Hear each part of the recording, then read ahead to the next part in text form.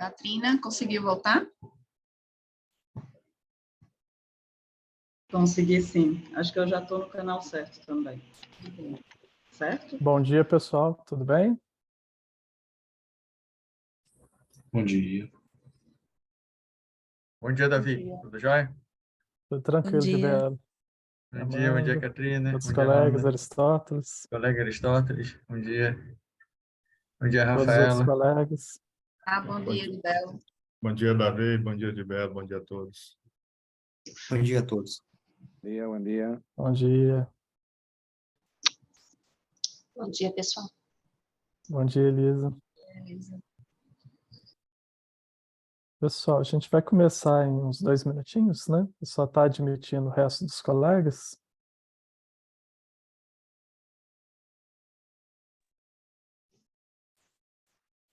Já iniciando, dando um aviso aqui, pessoal, para quem não teve acesso ao Moodle, a gente encaminhou um e-mail com link, e o ISC também encaminhou um link para acesso ao Moodle, tá? Se tiver algum problema nesse acesso, é só contactar a gente.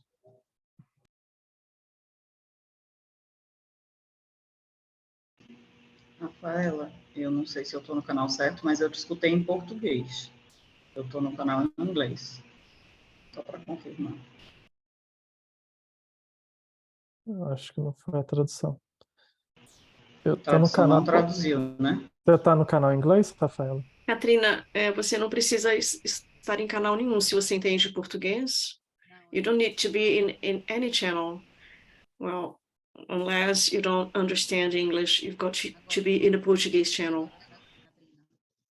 Não, eu vou Katrina. falar em inglês. You're going to speak English? Okay, then, so I'm going to translate into Exactly. Portuguese. Okay, right. A gente pode. Thank you. So I'm in the right channel, right? No meu teste aqui, o que não funcionou foi o canal Tá espanhol. tudo certo, a gente está ouvindo a sua tradução. Mas Ô, no Katrina, espanhol então a eu não gente ouvi pode ainda não, começar, acho que já Davi. são 10h05.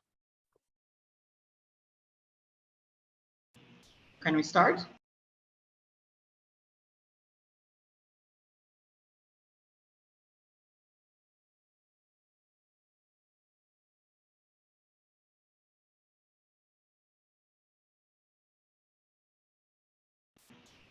Okay. So, good morning and good afternoon to everybody. My name is Katrina, and as you might know, I work for the German corporation, GIZ, within this regional project, which is called Strengthening External Control to Prevent and Fight Corruption. And besides opening, I will be moderating today's class. I would like just to make a few announcements. One is that you have received a document with some links to a Google Drive where you can find many information, products, the products mentioned, and also the report we will be presenting better tomorrow.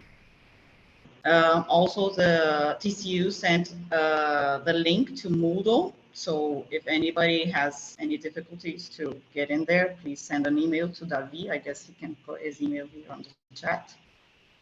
So yesterday we had the opportunity to see a little bit of the presentations of the Supreme Audit institutions from Brazil, Peru, and Chile, and how expensive and unfeasible infrastructure projects are for taxpayers.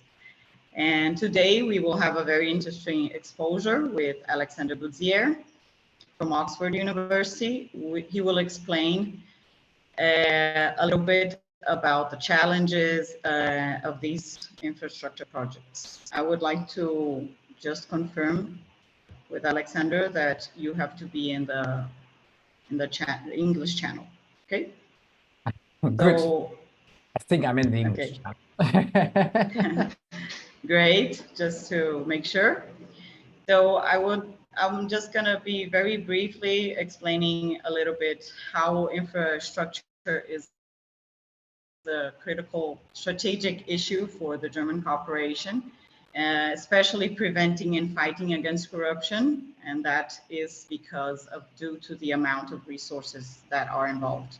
So within this project, we call it the Anti-Corruption Project with OLACEFs. We are responding to demands of size according to certain surveys and studies on issues that they appoint as wanted to deepen their knowledge of good practices, instruments, technologies, capacity building that can be used in international level. And this is why we are doing this event or this course. In this sense, also the project supports debates.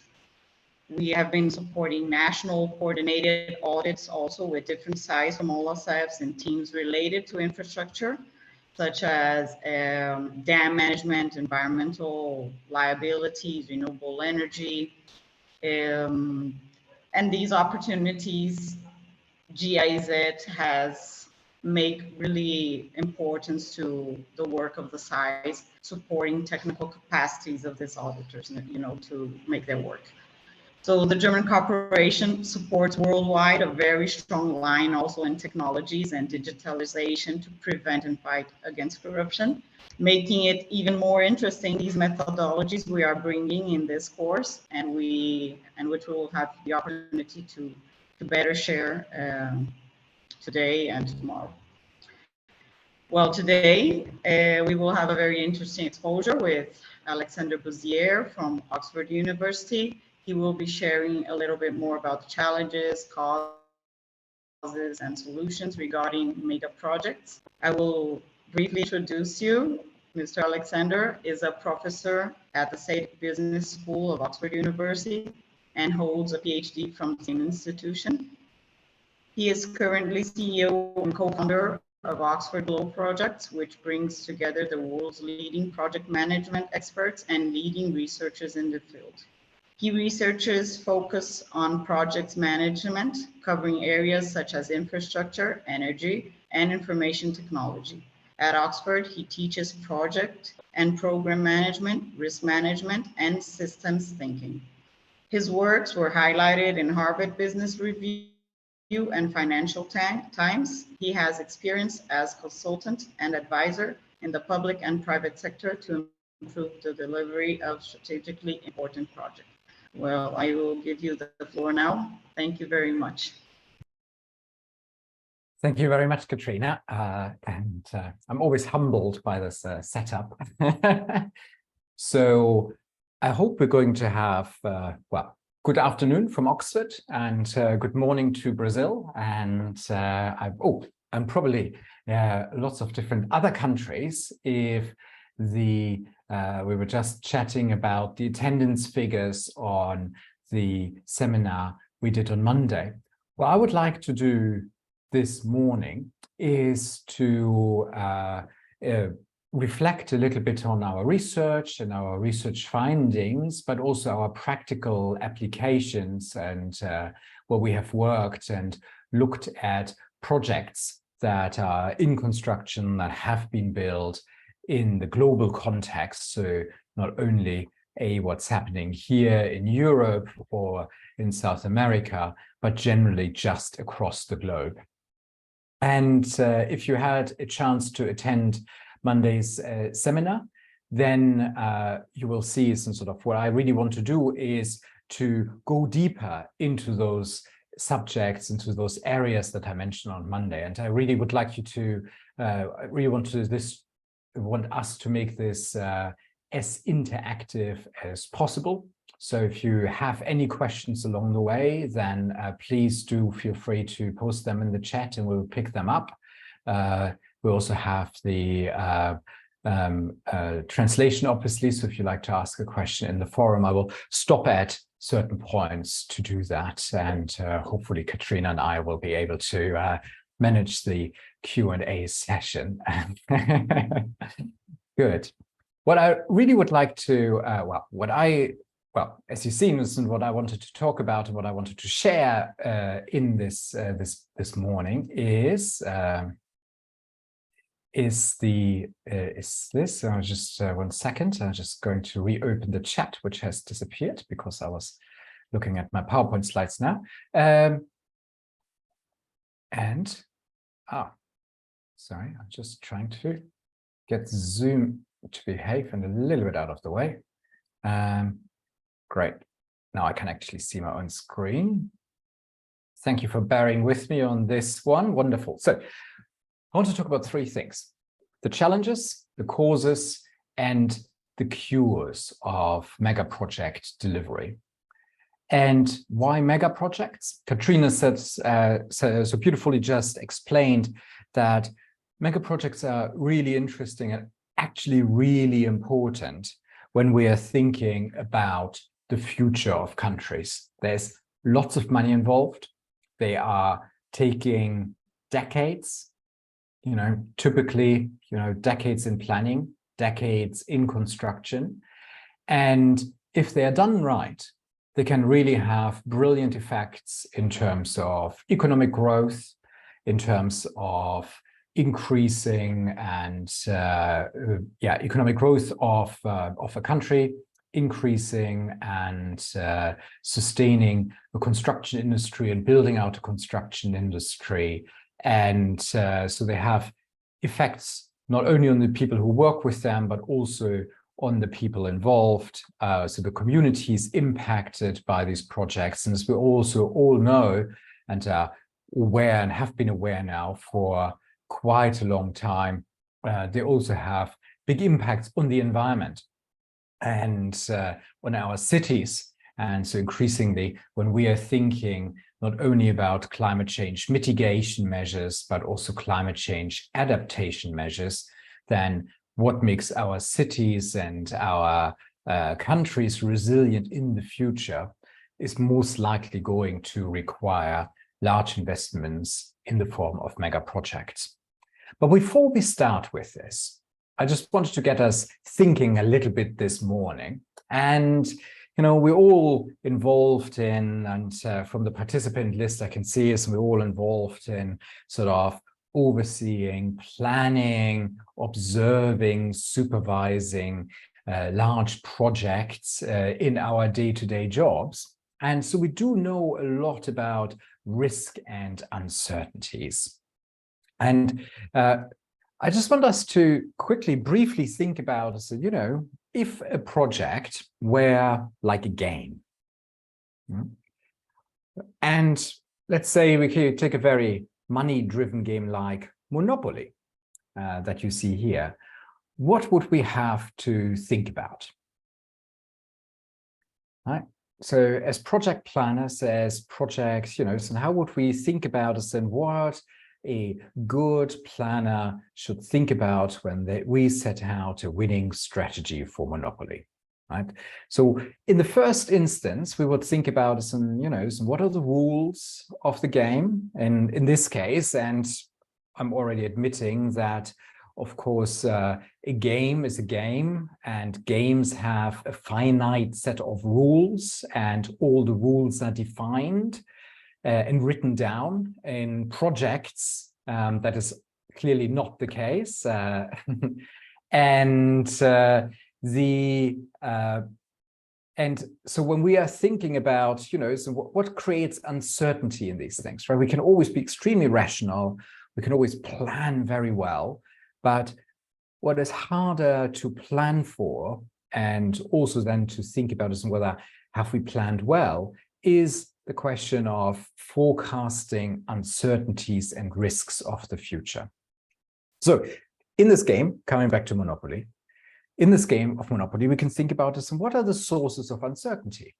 I don't know when it was last time that you played Monopoly, but if it wasn't too recent, or if you can remember, sort of there's kind of three big ingredients apart from the game board, and that are the dice to throw, and then you can draw some of those cards that move you about, and various different things happen, and sometimes you win money, sometimes you lose money with these cards. And thirdly, there are the players of the game. Right? So they're the other human beings involved, and their strategies and their interest and their agendas for winning the game. Now, two of these things we can model really, really well. We understand that, and that is really something that we can understand and scientifically solve.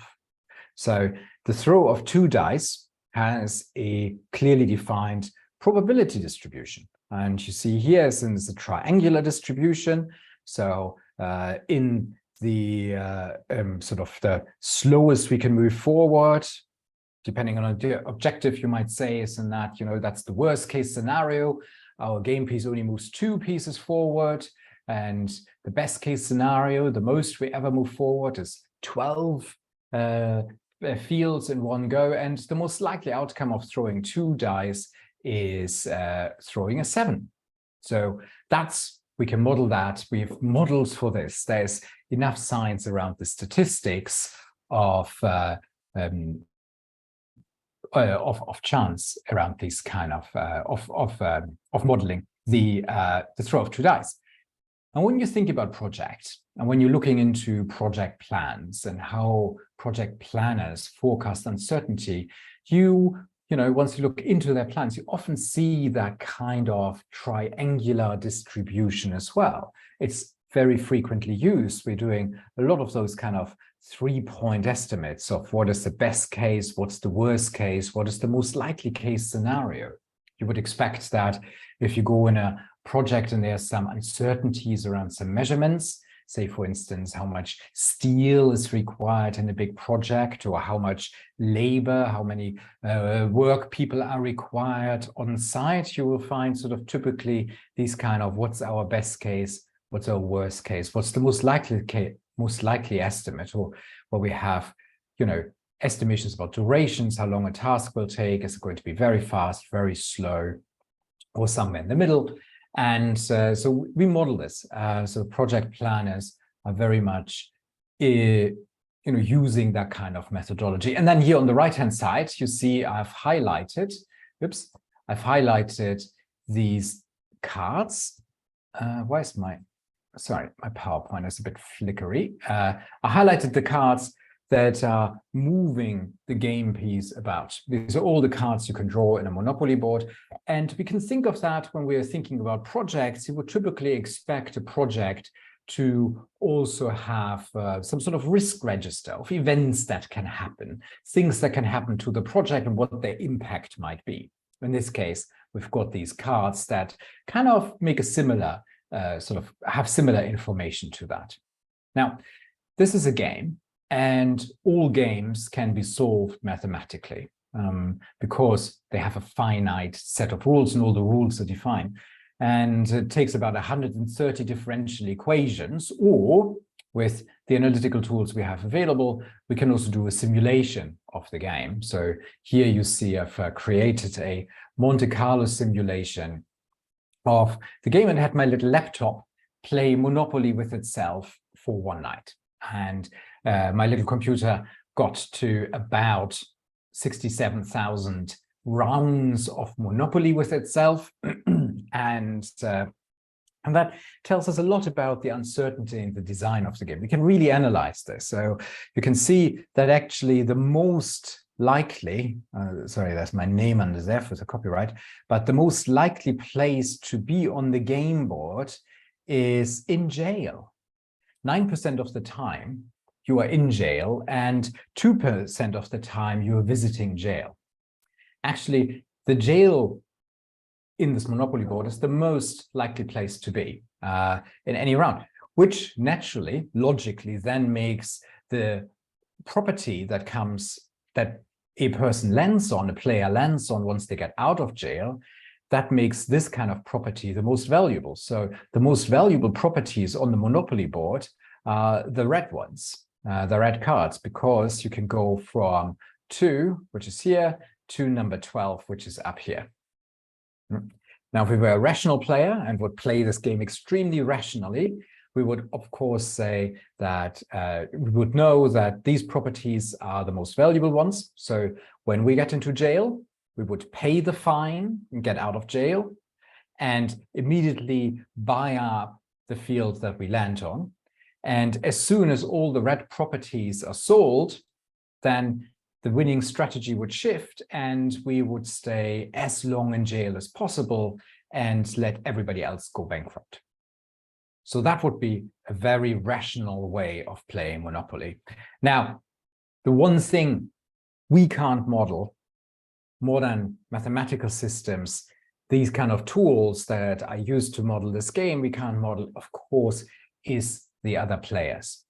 And that is really what I want to focus on today, and really helping us think about what happens. Often we design these beautiful rational systems. We have these processes in place, we have these procedures in place, and then we give them to people and things start to go wrong.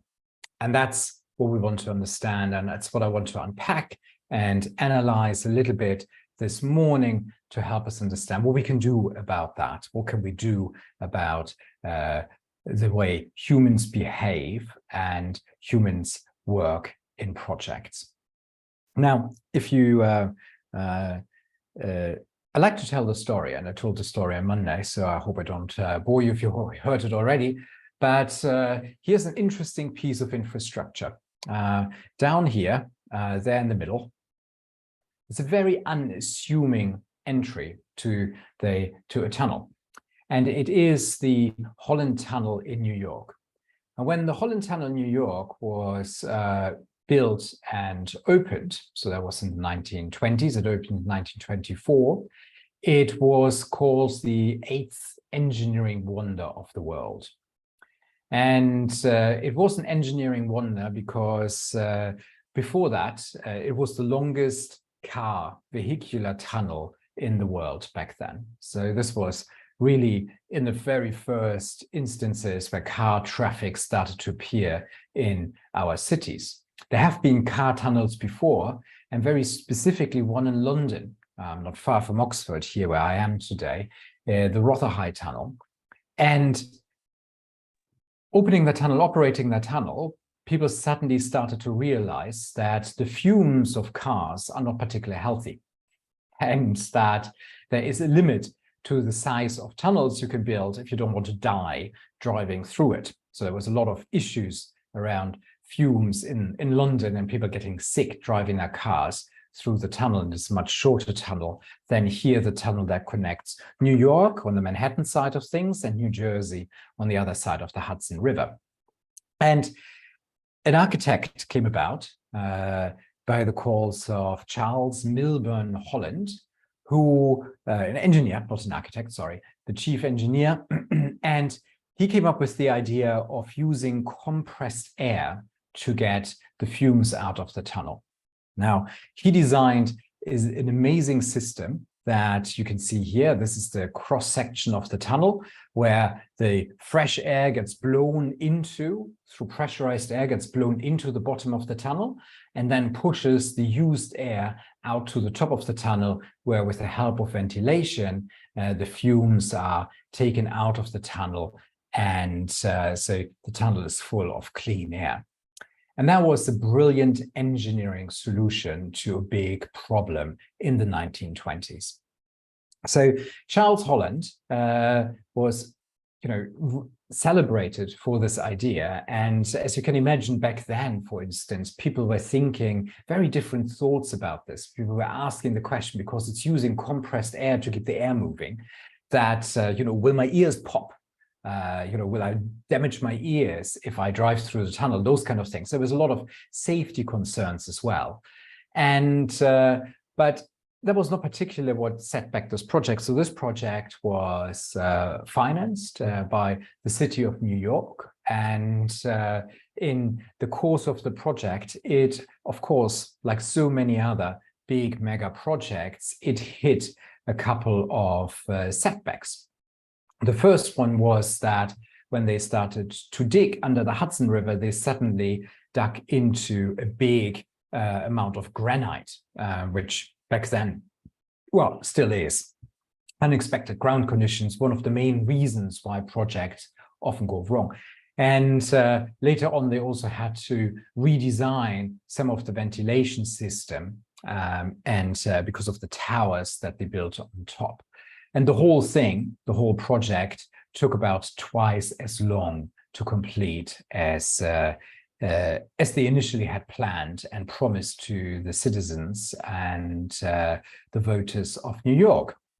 Now, the interesting thing, why I'm fascinated by this, is because of the name of the tunnel.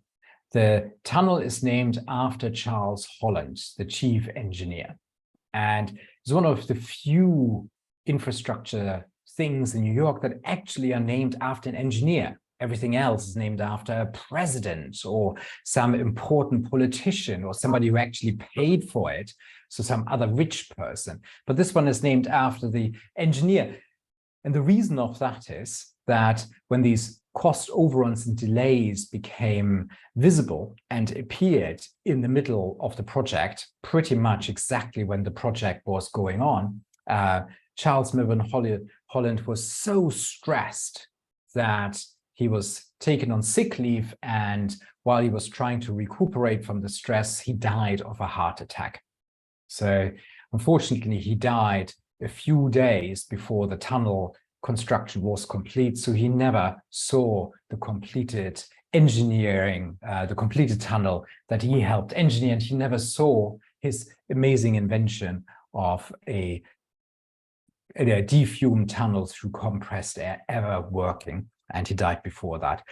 The project was actually quite stressful. The next chief engineer after that, a man named Milton Friedman, not the economist, but Milton Friedman, an engineer, he died after only 12 months in the post as the chief engineer for this project. So, and all of these died very young. Charles Melvin Holland was only 41 when he died. His successor, Milton Friedman, he died when he was only 30. And because of the massive pressure of finishing these projects on time and on budget and their failure to do so. Now, when we're asking the question of, what kind of, is that kind of the case? How do mega projects and major projects typically perform?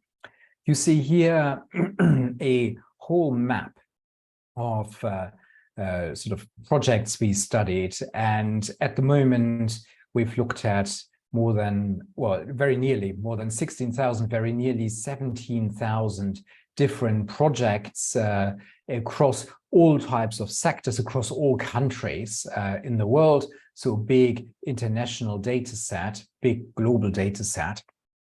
And what you see here is I've taken out some project sectors where we do projects in, and in the first row, you see there's the average cost overrun. And then in the second row across, you see the frequency of the cost overruns. So how often do projects in that project category overrun their budgets?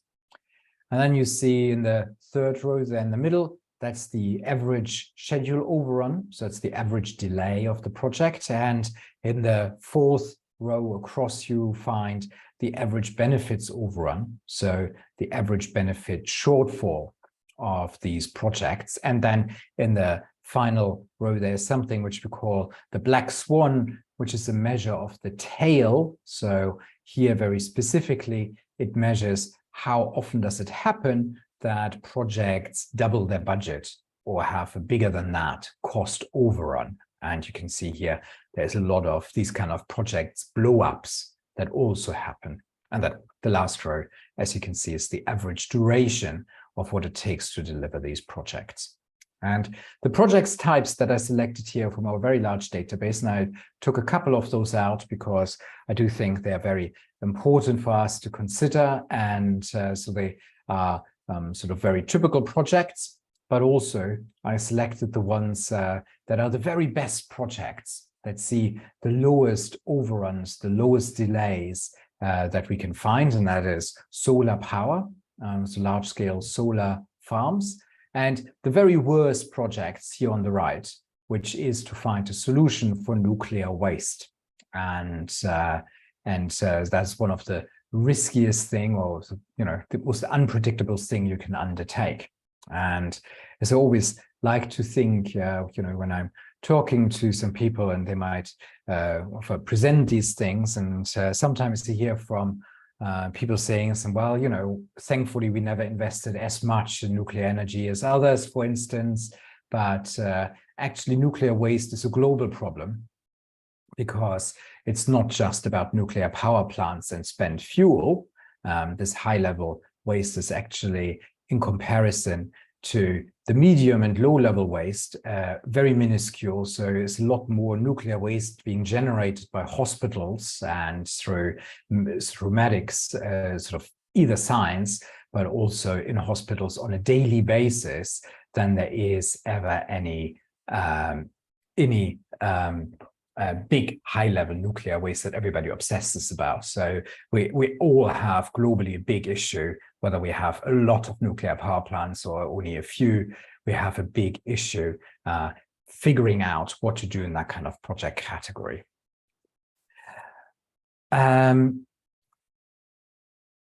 Wonderful. If I look at this chart, and I always think about what are the kind of the interesting numbers that really spring out at me? What are the interesting numbers that I find fascinating? The one number I always find fascinating is the 10 out of 10 cost overrun of the Olympic Games. I know that well, in Rio, we just recently had the Olympic Games. And we also know, since some of the things that have worked and have not worked and hopefully are now being reinvigorated, that the legacy program is restarting on the Games. And for instance, they're finally dismantling the swimming pool. But the Olympic Games are an interesting phenomenon because there has never been an Olympic game that has been built to budget. And that includes all the modern Olympic Games since 1896. Not even the Chinese have achieved that. We're looking forward to next year in Paris. And again, Paris is over budget. It went so far from 6.6 billion euros to 8.8 as the latest cost estimate. And Brisbane, which is going to be staging the Olympics in 2032, they have already announced the cost estimate, even though they have only prepared for less than a year for these projects, and they already see the cost escalating. And LA, we can be still hopeful. Maybe LA might be the first Games, which is in 2028, that might actually deliver to budget. But again, they are still a while away from that. And what I find very fascinating about the Olympic Games is that, well, of course, sort of also the average cost overrun is quite high. So 157%. I have to admit, I immediately forgot what the actual figure of the overrun of the Rio Olympic Games is. But then I also remembered that the local organizing committee hasn't filed their final accounts yet with the IOC. So that process has been delayed a little bit, and they're just in the process of doing this, as far as I understand. So we might update that figure once the Rio Games are coming, are publishing their final accounts. And what this shows is that, compare that to the 0% delay in the Olympic Games, because the Olympic Games is something you cannot delay. When you win or when you're nominated to host the Olympic Games, you're pretty much told, you're definitely told, when the broadcast of the opening ceremony has to start. What day, what hour, what minute, what second, and you cannot change that date. And the other thing about the Olympic Games is that at least Rio was still part of that. Paris, it's now different. You could not change the scope of the project. The scope of how big the main Olympic stadium needs to be, that is defined by the IOC and the athletes federations, and they have these requirements for all the sports venues. And as the host, you have to fulfill these requirements, but you cannot have any say or flexibility whether, we're building something in a different way, or we're building, can we build this venue in our city without a roof on top? Those things are fully defined, or used to be defined. This has changed after Rio.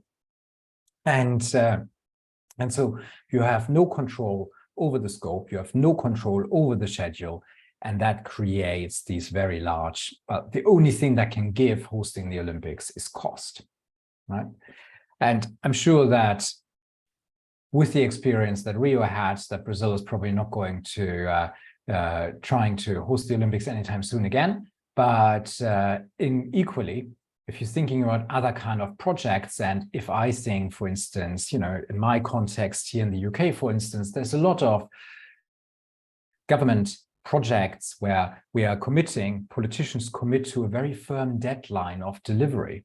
Where politicians commit to a very firm deadline of establishing a train set, or to a deadline of introducing a social policy by day X, and somehow these deadlines get put into law, then this is always a big element of risk, right? If we had to change primary legislation because something is delayed, these are big drivers of risk in projects. The other interesting thing that I find is the amount of benefit shortfalls you see here. So here's all the benefits overruns. We don't have any good data on solar. That's why there's not available there. And nobody has ever dared to follow up on the Olympics yet.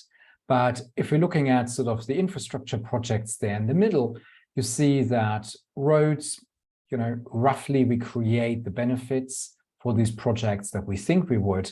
But in almost every other category, we're seeing big shortfalls in the benefits they are creating. So particularly in rail, that's one big area, where we see that on average, we are missing about a quarter of the passengers once we're opening. And this is seen over the first 5 years of operations. So that is a real big challenge. And I think that's a very interesting one. And what I'm going to share with you and show you, and what we're going to talk about is how other governments have dealt with some of these challenges, and getting projects to be realistic and honest about the expected benefits of a project. That is actually really, really hard. And yet it is a really, really important measure that should really drive the decision-making about which projects we're going to invest in and which projects we're not going to invest in. The other thing I wanted to just draw your attention to is this column here, is IT. And we have, when I started in this field of research, my background was in IT, and I was interested in how are decisions made, how is planning done in other industries that might be more mature, that have a longer track record. We've been building and doing large engineering projects for a couple of hundreds of years. And if we also have been having like good data on some projects going back all the way to the 1820s, when people started to really collect data on projects and saw the value of data in engineering projects. So we've got a much longer track record of thinking in a data-driven way about these projects than we have in IT, which we only really been doing since the 1960s at scale. And so I was initially fascinated about what can IT learn from the other sectors. And now, 14 years later, we're actually seeing that IT is becoming more and more part of what we're doing. So we're putting ever more IT into our cities, into our buildings, into our infrastructure assets. And as you can see here, IT is quite risky. IT is as risky, almost virtually identical to building a massive mega dam. And I know that with Itaipu and others, you will probably be aware of how difficult construction of a mega dam can be and the challenges involved in using these kind of projects. And we're seeing something very similar for big IT projects. So, and as governments, of course, we invest, governments across the globe, of course, invest a lot in IT, but we're also seeing more and more IT being built into other things like roads and rail and bridges and tunnels, etc. So that is just some of the sort of that view that we are seeing. Now, when we are thinking about, say rail is an interesting intervention. Everybody likes a good train. particular these days, because if we electrify the train, we can run it with little carbon in operational use. It's one of the greenest transport solutions we have. It also is extremely important to move about densely populated urban environments. It just has a much greater rate of putting, BRT, so bus rapid transport systems, probably second best, but rail is a really important transport mode for the future of cities. And you might look at that and say, well, we kind of need it. It's a good solution for most, particularly for urban areas. And, so who cares that these projects are 30% over cost and 30% late? And, who cares that, we see a quarter fewer passengers or freight trains, therefore a quarter less revenue materialize on these projects? Who actually cares? Right? It is a good solution, right? Who cares if this project doesn't pay back in 10 years, but it takes maybe 12 or 15 years to pay back? Well, you might ask that question, who cares? Well, Charles Milburn Holland, the chief engineer in New York, he cared a lot. He cared too much, probably, and got stressed out and died. But also we should care. Not only because we should care because we are there to protect the value for money for our taxpayers, but also we should care because actually, once we're looking at these three elements all together, we're seeing a really, really stark picture. And this is taking construction projects, excluding energy in this case, just construction projects without energy. And then if you're asking the question, how many of these projects have stayed on budget or have delivered under budget? So that's about 40%, 2 out of 5. If you're asking the question, how many of these projects have delivered not only on budget, but also on time or better, then you see here that is 5% of the projects, so 1 in 20. And if we are asking the third question here, how many of these projects have not only delivered on budget and on time, but also on benefits or better, that's 0.2%. So 2 in 1,000 or 1 in 500 projects. And that is a really big issue, right? So we're selecting projects that have not been, or the promises we make about projects. And that is when we're having the political debate, when we're having that democratic or a rational discussion about what should we invest in and what should we not invest in, we're looking at these figures. But only 1 in 500 projects are actually keeping to those numbers. For the vast majority of these projects, these numbers change.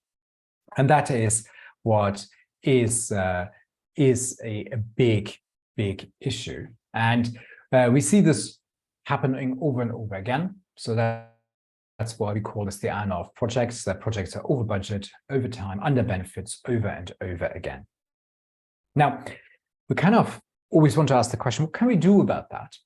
And what we can do about this is the first big step is to think about, what drives the success and failure of mega projects. And here you see my interpretation as a mind map of the last 20 years, a little bit more than 20 years of research in this thing that is a mega project. This research started off in the 1990s with looking at transport infrastructure, and then particularly into big oil and gas projects, and now has become a specific field in its own right. And in this article, a researcher, professor from University College London, Giuliano Denicourt, he published this, which was the basis of his PhD. And this looks at a systematic review of all the research that has been published about mega projects, major projects, large-scale projects, complex projects in the last, since ever, but mostly that has been published really since the early 2000s. And in this, we're seeing 6 major ingredients of success and failure in projects. And the first one is that we need to make good decisions. Decision making is a really important element. If we're making bad decisions, bad outcomes will follow. And we will come to that in a second. Then another ingredient of success is that we have the right strategy for project delivery and development, and also the right governance in place. So we need to have the right method of controlling the project, but we also have to have the right delivery model in place. And what we are seeing at the moment, which is a massive challenge across every single country, is that delivery models we thought would work through public procurement, competitive tender, increasingly stop working. And we're seeing increasingly smaller markets, illiquid markets, when we're seeing parts of countries, well, say for instance, if you were to try to build a project in the southern parts of Brazil, there is actually not that many local construction companies there. If you put out a tender there, very few people will bid on it, if any. And we see that happening around the globe. So we really need to think about new delivery models, and they actually have an important impact on success. There's also a big element about us in how we deal with risks and uncertainty, because these projects take years and years and years to deliver. So there's a lot of things that will change and are likely to change during the course of the project, and nobody can really forecast that far into the future. So there's always an element of that. There's of course an element about how we work with our supply chains and how we're integrating complex supply chains. If you're thinking about mega projects, billions, if hundreds of millions or billions of US dollars, then you can imagine there is an immense amount of organizations in the supply chain, but also on the client side that have to work together. And all of that needs to be coordinated, integrated. We see a fifth ingredient of success is around the engagement of stakeholders. And that in here you see is in sort of two highlights. One is sort of the institutional stakeholders. If you work in government, you know exactly how complex that institutional context is, even just within government, how many stakeholders there are and how fragmented they are. And then, of course, there is the importance of working with the communities that are impacted by the project to generate the benefits that we're hoping these projects will generate. And then finally, all projects are political, and that is really a question about leadership. And this is not necessarily politics like in the news, but even small politics between parties and partners in a big project, and all those kind of negotiations and conflicts that need to be managed there is a big challenge for leadership. Now, I wanted to look particularly here today at that kind of question of good decision making, because the way we can also look at the iron law of projects is not that projects always have cost overruns and delays and benefit shortfalls, but that we could also look at these things that, as we've seen, 99 out of 500 projects, 499 out of 500 projects, only 1 in 500 projects got this right. The vast majority started off with a budget that was too low, that was lower than the outturn cost, with a timeline that was too short compared to the time it really took, and overestimated the benefits, so promised more benefits or saw more benefits for the projects than really materialized in the first 5 years after the project opened and started to operate. So when we're thinking about these, why is that? Why do I want to focus on this? And there's one project leader once told me, I think this is a very important lesson, is that if you start off well, so if you start off with a good estimate, and by a good estimate here, I mean a realistic budget, a realistic timeline, and a realistic appreciation of what the benefits there are that we can expect, it doesn't guarantee success. But if you get it wrong, that really guarantees failure.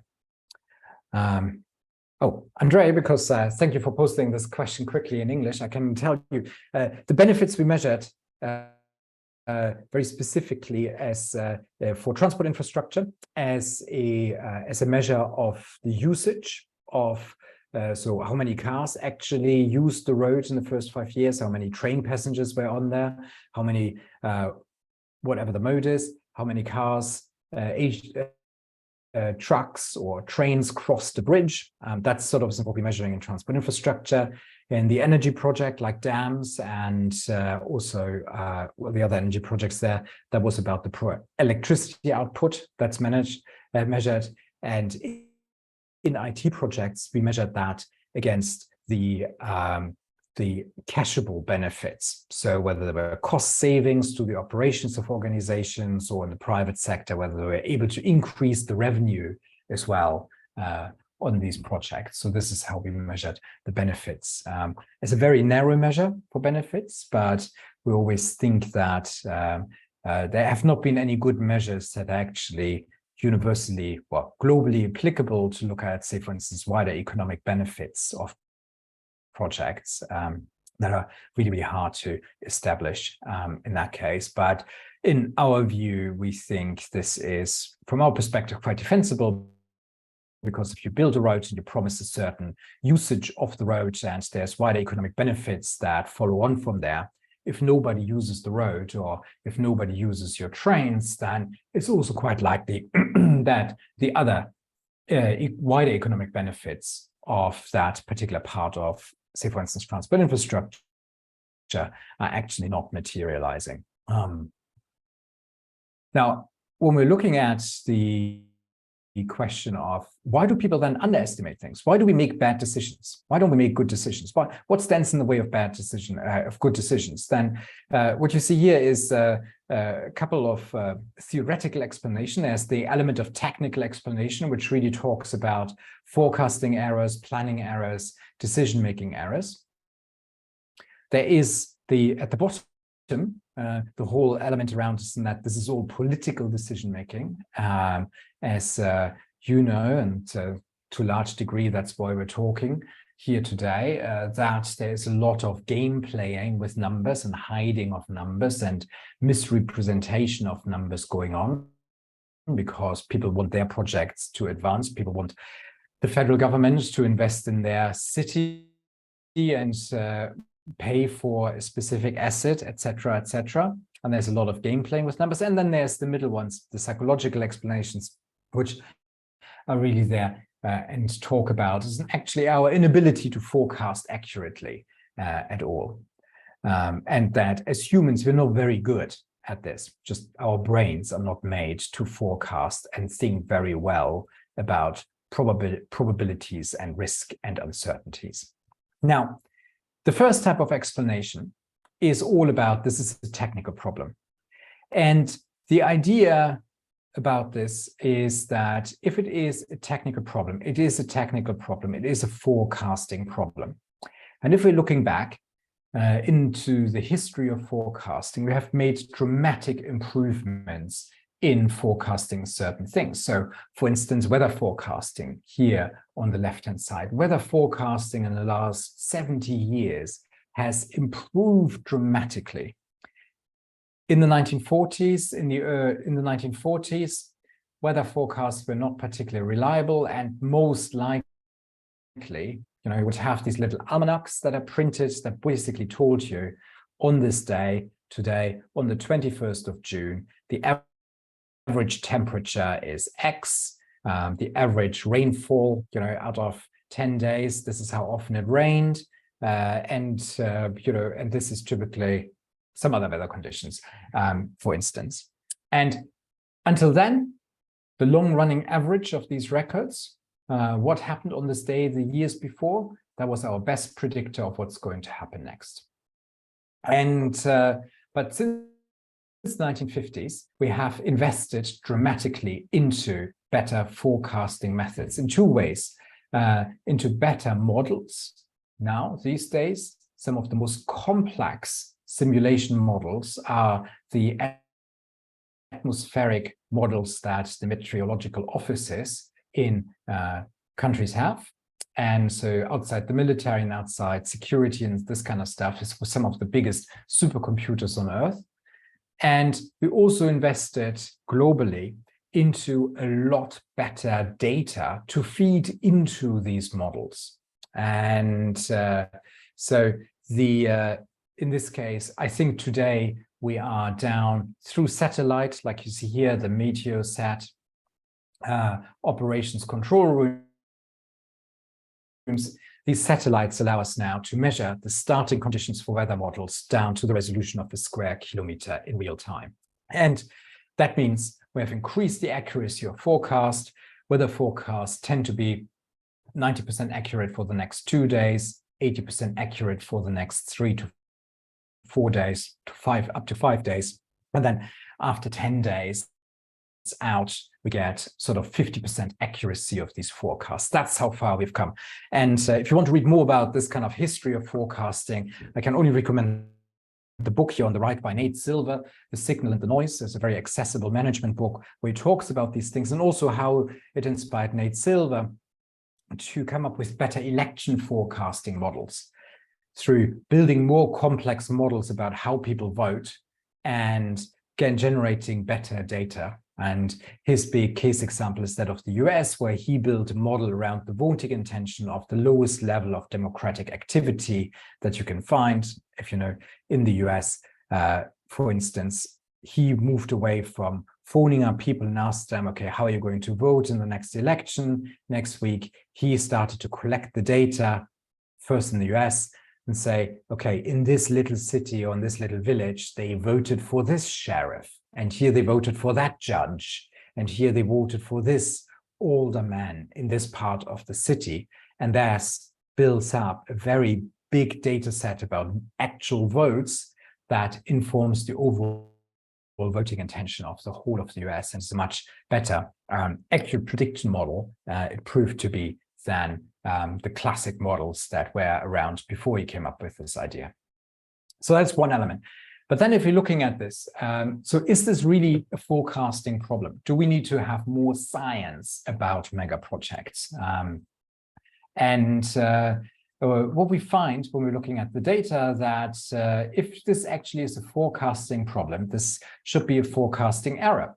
And if we're looking at forecasting errors, one of the things we know is that an error, by definition, has sort of, on average, should average out to 0.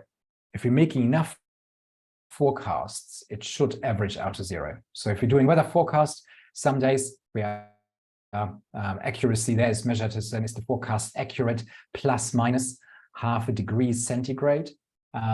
So some days we're a little bit over forecasting the temperature for the next day. Some days we're a little bit under. But you know, in the long run, we should be 90% accurate within plus minus half a degree for our forecast, and they should average out. So it means that if we're making forecasting errors, it should be as likely to overestimate projects as it is to underestimate projects. And also the size of that error should be the same. And therefore, they would average out in the long run. But when we're looking at projects and mega projects, and here taking out transport infrastructure projects, so this is about 1,500 forecasts, we see that the average is far from 0, and the average is above 0. And we also see very large standard deviations at a very high level of statistical significance. So the data don't actually show us a picture of an error. They show us a skewed picture, a picture skewed towards underestimating the cost and therefore ending up with a cost overrun.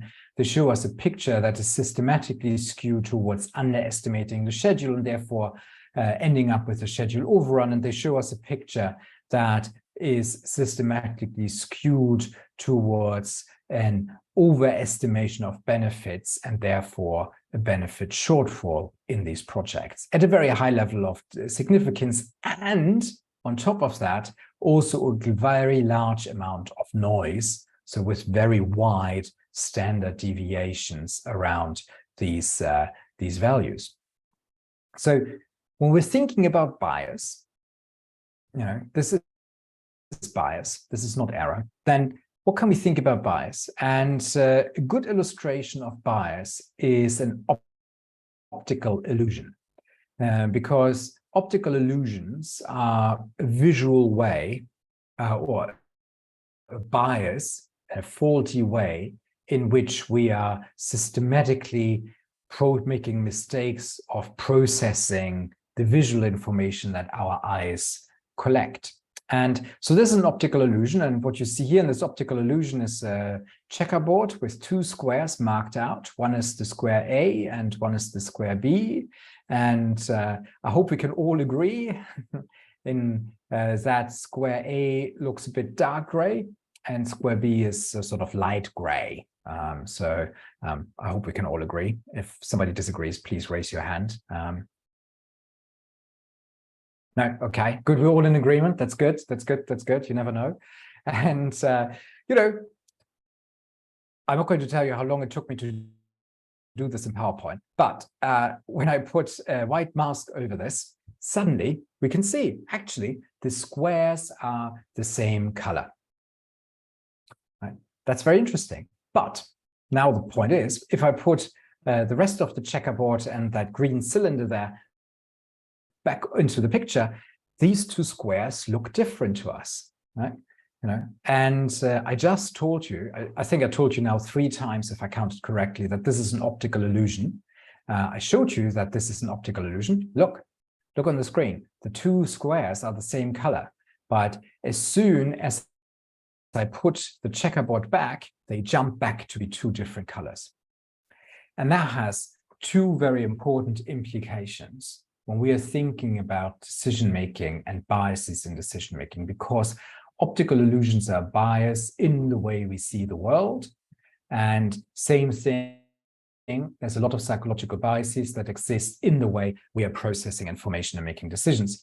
The first thing is that even if you know you might make a mistake, just awareness, you know this is an optical illusion. Even if you know it, you can't get your brain to make it go away. And that is true for all the other psychological biases as well. And that's a very important thing. And the second thing is that you couldn't get an expert, or if you said you would pay somebody to look at this picture, they would still see the optical illusion. So experts and lay people alike are equally biased. And the same way as you can't train somebody to look at a lot of optical illusions and then they will not see them anymore, right? Neither training nor expertise makes this problem go away. Those are the really 2 important points. Just awareness doesn't help. We need to do something about it. And one of the most important biases that we often talk about is that as in projects, we are often optimistic. We're optimistic about the cost, we're optimistic about the schedule, and we're optimistic about the benefits of the projects. And this is a whole raft of biases. And Daniel Kahneman, the Nobel Prize laureate who won the Nobel Prize in 2002 for his work on these biases, once created this beautiful little list of the most important biases that hinder executive decision-making. The first one is political bias. We have an interest in seeing a project to go ahead. There is some personal interest, whether it's an identity interest, so I want to leave this as my legacy, or I want to, whatever that interest might be. So I have a personal interest, or my organization has an interest in seeing this project to succeed. There's that kind of element of politics in there. There's also an element about that we love projects. Engineers love projects. We love breaking records. So we might fall in love with our projects. That is a big bias that clouds our judgment. And therefore we might be, we think differently about these things. We don't see critical information. We ignore that. There's also an element of groupthink, because when it comes to these mega projects, it's not a single person who decides whether these should go ahead. It's not a single person who comes up with a cost estimate. It's groups of people. It's big organizations that have processes. But we know of this problem of groupthink, that we all fall into these decision traps where, as groups, we often listen to the expert, drown out dissenting voices, critical voices, and that's a very natural phenomenon. There's also an element of saliency, that we don't have data, and we can only remember the last project. And often when we're thinking about what's going to happen next, our judgment is very clouded by the very last projects that happened that looked roughly similar. And then we have a problem about availability, and that is, even if we then ask the question about, so can we find more data, there's often very little data there. We can't also not very well remember a lot of data. Or where we're anchoring into early estimates or early solutions. If there's a solution that's been proposed very early on, people have a very hard time moving away. So one of those examples, right, when Rio bid for the Olympic Games, it took quite a while until when they realized that for staging the Rio Olympic Games, that metro would not be ready in time to deal with the transportation of people. It took them a while to let that go and opt for a bus system instead, because we're so anchoring in these first ideas, and they always cloud our subsequent judgment. And then there's an element of halo effect. There's a safe pair of hands. There's this organization that has always delivered our projects. They've always done a good job. They will always do a good job. And they will never follow the actual statistics and the international averages. And that is misguided thinking. We've got something about the sunk cost fallacy, that we've already thrown so much money against the project, we can't walk away from it. Or things like the project is already 80% complete, or we think it's 80% complete, right? How hard can it be to continue the project? We shouldn't stop now. And then we have the over-optimism, that we're too confident in our abilities to deliver big projects, that we're too optimistic about the things that will go well and the things that will go wrong. And we often neglect the impacts of the disasters, of how bad can it be if something really bad happens. We get that wrong about by factor 2, actually. And we're also afraid of losses. So we're afraid of losses, and if we're thinking about losing a project, we're making very different choices than when we're framing it about gaining a project. Now, these are a lot of different biases, and I went out and asked the civil servants who plan and work on these projects and are tasked with the delivery of these projects. So I asked 380 major projects leaders around all Europe-based, unfortunately. So I asked those about which of the biases they think were the most important ones that are really detrimental to their projects and really influence why they get it wrong. And you see here that the biggest one they singled out was optimism, that we're always optimistic, and it's so hard to get realism into these projects, but also that people have fallen in love with projects. And the third one is that political bias. There is a personal gain. There's some self-interest in a lot of these projects. So that is sort of the view where the problems lie.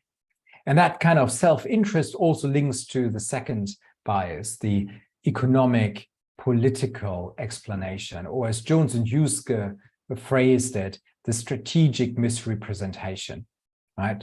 If we have the strategic misrepresentation, and here's the important point, this is a reaction to the incentives set in the budgeting process and in the planning process.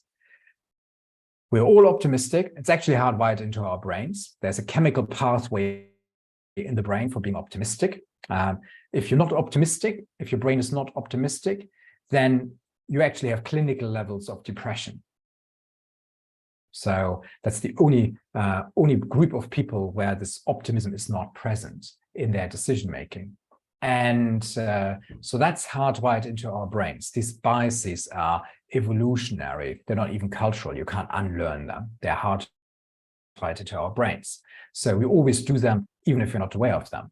But this element, the political bias, that strategic misrepresentation is the very deliberate response to the incentives we set. So if you procure a project and say, we're going to procure this and the price will influence 90% of the scoring and the choice of the project, that's a very strong incentive for everybody who wants to win this project to lower their cost estimate as low as possible, as low as they can get away with. That element of, you wouldn't want to call it lying, but it kind of is lying, this element of strategic misrepresentation. Now, here's an example, and we've interviewed a lot of people and asked them, what is it? What is it in your organization? Are everybody who's involved in your big projects, are they all optimists, or are they all strategically misrepresenting the project in order to win the work? And in one organization, which was in the private sector, somebody came up and said, I don't mind being quoted on this. And his name was Patrick. And he says that, we don't know how to do these major programs, that's how they called them, successfully, because our salespeople always oversell. And it always comes back as delays, scope creep, cost overruns, every single time, invariably every single project. But actually, this is our business model.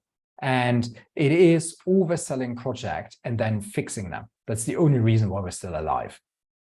And so that's a business model. He called it the break-fix business model. I mean, not go into that. Oh yeah, maybe quickly, let's go into this. So all these biases that exist that impact our decision making, right? If you feel really bored later today, Google the wiki, the Cognitive Bias Codex on Wikipedia. And there's this beautiful infographic that shows all the biases, all the psychological biases that so far have been discovered. There were 180 something. And they're all in this beautiful infographic that you can find online, and you can click on all of them. Obviously, you can't click on them once you get the PowerPoint slides, but you can click on all of them and get to the page that explains what they are and how they were discovered and all sorts of interesting things. So, if you can't sleep tonight, this is a brilliant way to spend your night. So you can totally get lost into it. But there's a couple of things here that I really wanted to highlight. One is in this infographic, what I think works really well is it is standardized, or there's these 4 quadrants here, and they are decision situations where we are making mistakes. So whenever we are in a decision situation where there's too much information, we are thinking, we're looking at the information to make a decision or understand what's going on, and there's just so much information there. It feels like information overload. That is a big red flag. Then we need to stand back and think slowly. We really should not make a decision at that point in time when we're feeling overloaded. The other element down here on the top bottom right is if there is, we're not suffering from information overload, but the information presented to us doesn't tell a story. We're human beings, we like to think in stories. If we get data in that, thank you, Raphael, for finding it so quickly. If you're in a situation where, for instance, data don't agree, or there's too much noise in the data, it's not too much data, but they just don't tell a story, then we're also likely going to make a big mistake in our decision. And then there's always the big mistake if we need to act fast, when we're put under pressure to act urgently. That's big decision. There's big errors in decision making there, because as we have learned in mega projects, in order to deliver fast, we have to think slow first. You don't deliver a project if you do less planning. You don't improve the planning, or you don't improve the project delivery because you're skipping the planning stages. Or, as one engineer once told me, his motto for his company, when he told me that, he was 90 years old. He was a very good engineer with one of the largest construction companies in Turkey. And he always said this, and his company motto was, think 9 times, measure 3 times, cut once. And that was the main mantra for all his plans and engineers. Think 9 times, measure 3 times, cut once. Think slow before you act fast. And then the last bit here is all the biases that are about memory. if we are relying in a decision-making on information that people remember, rather than we find somewhere that is always fraught with, well, we're likely faulty. We're going to make a decision mistake if we rely on that. Now, finally, what can we do about this? Here's an example. Right? I will show you a couple of examples. Here's an example. We can use checklists. That's a starting point. Shell has done this. Shell has done this to improve their decision quality. And at the bottom of important decision documents, you find on the title page this little checklist that asks everybody who is in the meeting to think about and say, actually, when we're investing in this project, when we're about to start this project, might we have been too optimistic? Or have we anchored ourselves in early solutions or early estimates? Or are we just looking for confirmation? Are we ignoring critical evidence? Or have we fallen into some unhelpful group dynamic? So it is just there as a checklist for everybody to quickly self-reflect, have we fallen into decision traps? That's what they do. It has really dramatically improved their accuracy of their projects that they are doing. Very simple, very effective tool. Another tool came from the Daniel Kahneman and Amos Tversky, as you can see here, the two authors, in the 1970s. They were asked by DARPA, which is the part of the US military, and very specifically here, so the Defense Advanced Research Projects Agency, DARPA. They do all the research and development projects for the military in the US. And they were asked, they asked these psychologists, and this was done in 1977, as you can see, this report. And this was done, and they asked them, from all your research into the psychological traps of good decision-making, what can we learn for our research and development projects in defense? And they came up with this idea of reference class forecast. And that is, we know that we're making these mistakes, and we know that expert judgment is biased. They might be optimistic. You've seen the long list of the biases. It's not only optimism, it's, they might have fallen in love with it. They might have self-interest. All these biases are there as well. So the first step would be to find a corrective against that. And the best corrective against biases is data, because data tells a different story than experts, and data is not an expert making a judgment and therefore somebody who can be shot down. Data is there, and you can criticize the data and you can ask questions about the data, but we all can agree that it stands there. You can always find an expert who says something differently. And so they said data is the answer as a corrective factor. It shouldn't replace it, it should be a corrective factor. And in this case, we first should look, when we're making a decision about a project, is in what are past comparable projects, a reference class of similar past projects. And then we need to look at the full range of outcome. We need to think about ranges and not points, not point estimates. It's not a single number. We need to think about ranges in projects. And then we should make our forecast as a third step. And what this does is, when we're looking into that, you typically get an expert forecast, and you can look into all sorts of different projects and their forecasts, and you can look at, I saw briefly somebody in the chat, we'll probably come back to that in the question and answer session, mentioned some, for instance, some very optimistic traffic forecast for an airport. So if it's traffic forecast or cost forecast or risk analysis, you typically see something like this. So a kind of like the red curve here, something that has a big peak and is relatively narrow in the level of uncertainty it shows. And that is very typical for bottom-up inside view and expert forecast. And then if you overlay that with data, you typically see two things. And one thing you see is this, you can compare what's the most likely thing to happen. Actually, these days and age, with good methods of identifying risk, for instance, Monte Carlo simulations to model and analyze risk, we're pretty good at that. There's very little, we've gotten much, much better at this. But where we often see a much, much bigger realignment is around the tails of what happens if things go really, really wrong in projects. Now, the biggest problem with that is, of course, that we often find ourselves in a situation where people says, yes, but, you know, my project is unique.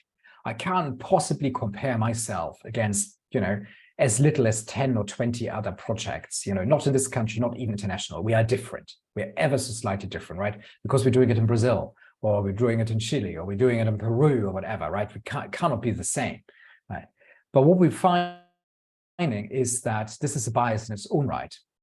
This idea of thinking that my project is unique is actually a real indicator of extremely high risk. And what you see here is we ask people of how unique do you think your project is? And if they said 1, they said, no, my project is not unique at all. I've done it before. There's nothing new about this. There's nothing unique about it. And at the scale of 10, oops, where are we? At the scale of 10, they said it's an absolutely unique project going on. You can't compare it to anything else. And if people say that, then the rate of being a cost outlier, so this is projects that had more than 75% cost overruns, so that had a real big explosion in cost, that rate, as you can see here, shoots up. So if you find somebody in your organization who they say, our project is unique, there's very little we can learn from others, there's very little data that we can use, that in its own right is a massive risk indicator that this project should probably stop and think before going ahead. Here's an applied example. This is a high-speed railway station that is the terminal station of the connection, the express rail link, which is a connection that was built between Hong Kong and the Chinese mainland high-speed rail network. And this project was interested in finding out what actually the risks are of building a project of this type. The first step to apply this kind of thinking to a project is to think about what are past similar projects. So in this case, high-speed rail, France, Japan, Spain, Germany, lots and lots of examples of high-speed rail, even if they never done that before in Hong Kong. Then next other thing that could be similar is tunnels. There's a large amount of tunneling involved in this project. So let's look at tunnels. It is also a big train station in a dense urban environment in the city of Hong Kong. So why not look at metro projects like here, the metro in Chicago. And let's pool as much data as we can. We can always throw out data later. Let's not worry about it. And then let's look at that. And what we see, and then what you do with showing that is we want to present the data. And that's in a probabilistic form. What you see here is, down here is the percentage of projects. So how often have we observed a certain cost overrun, which is on the other axis, in the data set that we have collected in the past. So what we see here is 10% of the projects, the worst 10% of the projects. So I have to look where I'm drawing here. It's probably about there. Had probably something like 115% cost overrun or more. Right? The worst 10% of these projects. That's what we're charting. And then we can use that for decision making, because we can turn what is that historic information, historic frequency, into what is the risk appetite. We can ask our stakeholders, what chance do you accept of an overspend on this project? And then, on the other hand, that guides us in thinking about what kind of number should we be thinking of? What number, what contingency, what uplift should we add to the base estimate for this project? So say, for instance, we had to sponsor a stakeholder who's very risk averse and says, I only accept a 20% chance that you as a project come back and ask for more money. Then that would mean they should increase or add to their base cost estimate 65%. If the decision maker would say, you should add, we only want to have a 50% chance that you come back and ask for more money, then we need to add something like 30% to the project. Now, in this particular case, you ask then, of course, a couple of questions like, is there any reason why it should be more or less accurate than other projects? The answer, of course, was no, because most projects are very similar. Then the best the expected case scenario, the median in this is that there's an overspend of 30%. So to the base cost, we should add the base cost of 65 billion, we should add 30%. That's 84.5 billion Hong Kong dollars. And then if we wanted to be more conservative and say we only accept a 20% chance that this project will come back and ask for more money, then we need to add a lot more to it, which puts the project cost here at 107. So we very nearly double the cost estimate. And this project actually finished, and just at that 50-50 chance, just a little bit more than that. So they completed in 2019. And they also opened 4 months ahead of the opening date of the project, which was set at a more conservative level. They only accepted 20% chance of a further delay on the project. So that's very briefly as an overview, this idea of reference class forecasting. I know tomorrow morning, there's another seminar where my colleague Andreas Lied is going to really go into the details of that. So I will not go into the technical details on how to do this. If you're really interested in how to do this method and want to learn more, do attend the seminar tomorrow morning, same time, same space. And he will unpack even more over in that seminar. And we've done this many, many times. One of the big things, for instance, if we did use the typical overspend on Olympics, exactly drawing that curve, looking into what is likely scenario for Rio. Still waiting for the final numbers, but the latest estimates, or the last estimates that were published on the Rio Olympic Games, actually followed exactly the curve. We also have an example here with the tram. This is in the city of Edinburgh, where they have used the method, and about 3 weeks ago, they opened on time and on budget at a 50% chance, so very, very successfully. They have used this method as well. They just opened the express rail link, as I just showed you. Here's a picture just at the final stages of completion of the project. They managed to stay on budget and on time. And same thing, there's another one here, which is a big museum building, also in Hong Kong, who opened exactly on time using that kind of data to forecast their projects. Now, a final point to that is, when is this best useful? And this is often very, very useful early on in the project. And here you see sort of the lessons learned from the UK, where this kind of thinking has been made policy and is mandatory since 2004. So it's been mandatory for the last nearly 20 years. And particularly, it is very useful at these very early stages, because very often when we have projects, people announcing a policy, a strategy idea, and we have to immediately jump to a cost and time estimate. And we know that typically the ranges of uncertainty, the red boxes here for these early estimates, are very, very wide, because the engineers haven't had the time to work nicely through the process of doing all the engineering things like finding out the user requirements, freezing the scope, freezing the method of delivery, the schedule, the activities, and all those kind of things, and therefore coming up with a good quality cost estimate. So what we're seeing that's really useful is at these very early stages of estimates, where we actually not have much information, simply to then go back and say, in a local context, say across Brazil or across globally or across South America, when we try to do a similar policy before, right? What did the last 10 people pay for that?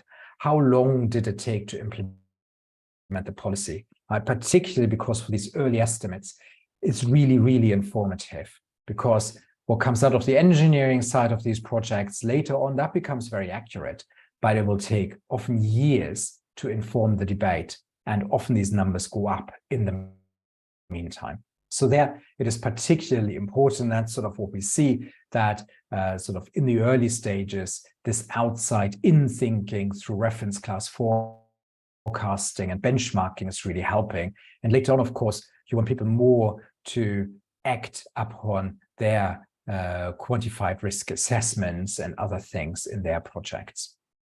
Now, you can then also compare that sort of with multiple methods. It's only one view of the project.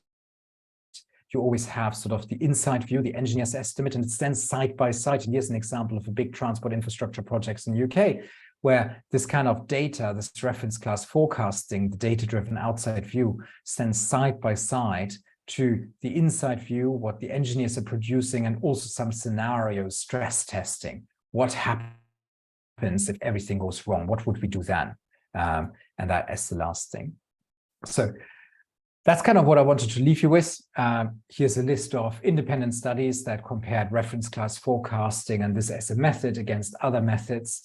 And as Batzeli and Van Hauke found, it is actually what we have. The combination of bringing this historic view into other forecasting methods is actually the thing that increases the accuracy of forecasts the most, and therefore is the most important step forward, as Daniel Kahneman called it, to improve and overcome the biases in decision-making. Or here, this is Philip Tetlock, who looked into this idea of super forecasters, and he trained people to become super forecasters, which follows this recipe of first we need to, when we're looking at the big projects and want to find out whether a good decision is made or whether we are making a good decision, right? We need to break it down into components. We really need to think about what is known, what is unknowns. And for unknowns, we typically make assumptions. We need to scrutinize these assumptions. Then we need to swap back into the outside view and look at past similar things. And then we go into the extreme uniqueness case. Then we're overplaying the uniqueness in the next step. And then we're looking back again and looking into what is agreeing, what is disagreeing, where's the similarities and differences. And once we've taken all of that into account, we're making a good forecast and we're improving the forecast and ideally, hopefully on a fine grain of probability. And that is his idea of thinking of how we should think and make decisions based on his research on what good forecasting looks like. So with that, I hope I have stimulated already some questions. I saw some coming in, but some of those were unfortunately Portuguese, and I wasn't that fast in estimating, guessing questions, but I think we've got a bit of time to actually look at the questions again, don't we, Katrina? Yes, so I'm going to be translating the questions here with Pamela's help. I'm very glad we had this opportunity to bring you here. It was a great presentation with a global context, and very interesting how our mind is tricky, right? It's tricking us into bad decisions constantly over and over. So maybe we can go to the first question. The first question is from Jose Maria Fernandes from TCU, from Brazil.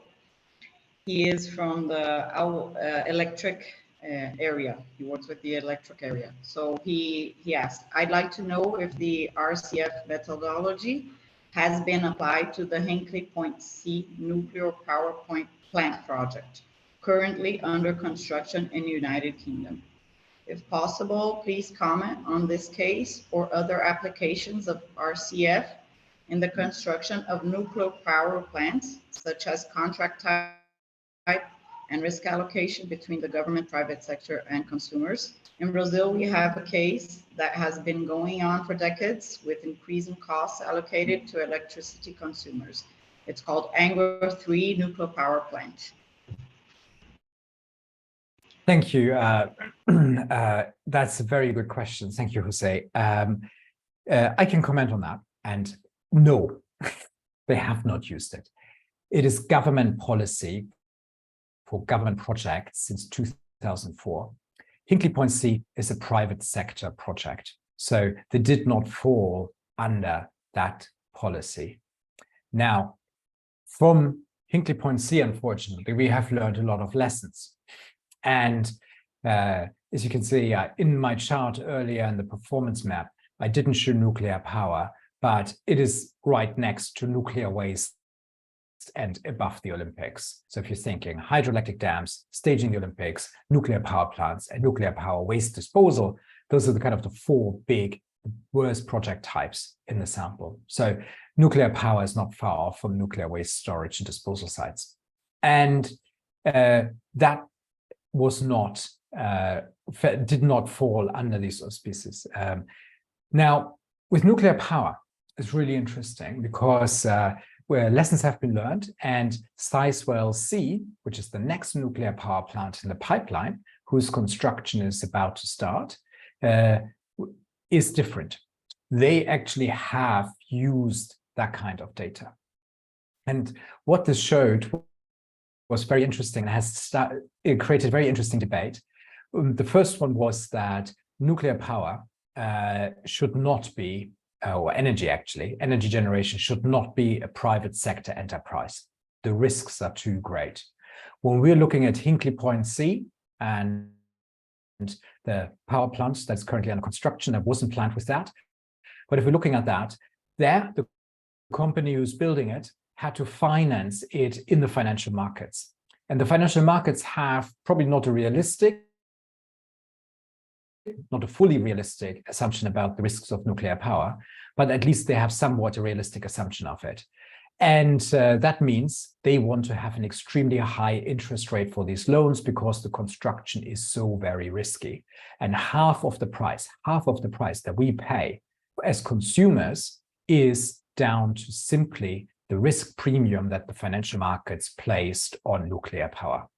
If nuclear power would be completely government financed and with bond financing and all of that kind of thing, then we could at least halve the cost of electricity. We could probably even get it down from a purely operational standpoint. We could get it down to the cost of offshore wind and other low-cost energy sources. So risk is actually really, really important in determining the price of electricity for nuclear power.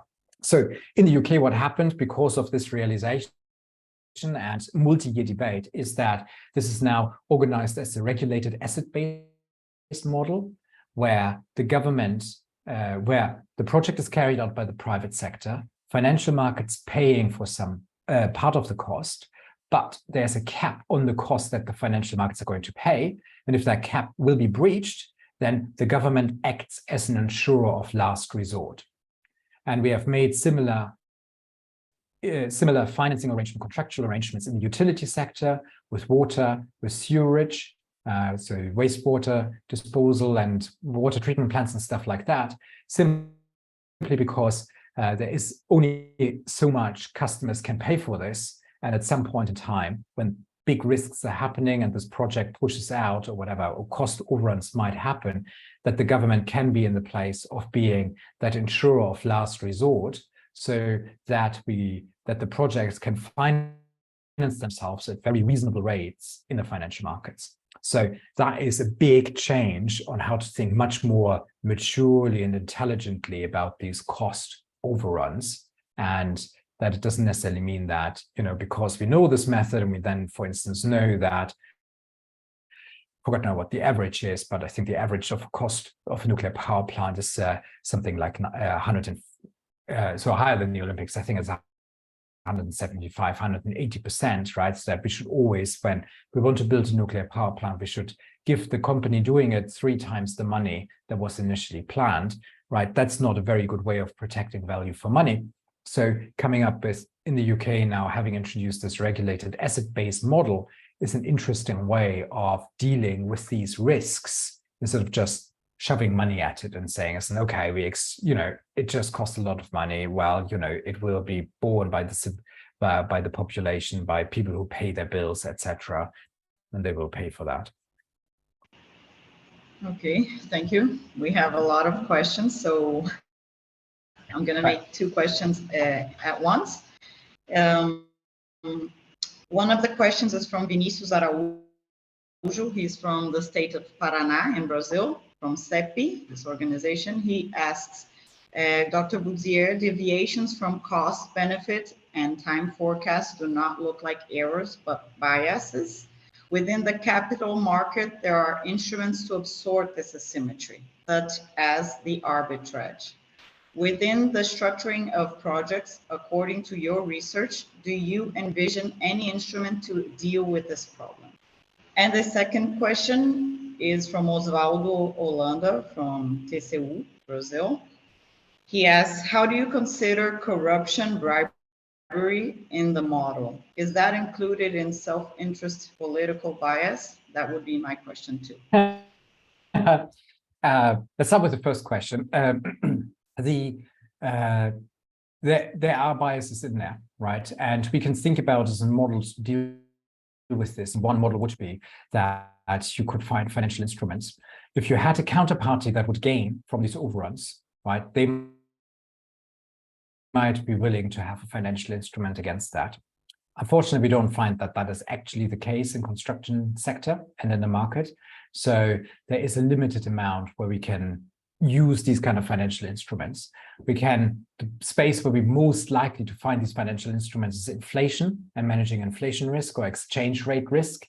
But even then, we also know that even when you wanted to hedge steel prices or hedge US dollar exchange rate risk, for instance, it's very hard to do this for more than 3 months into the future.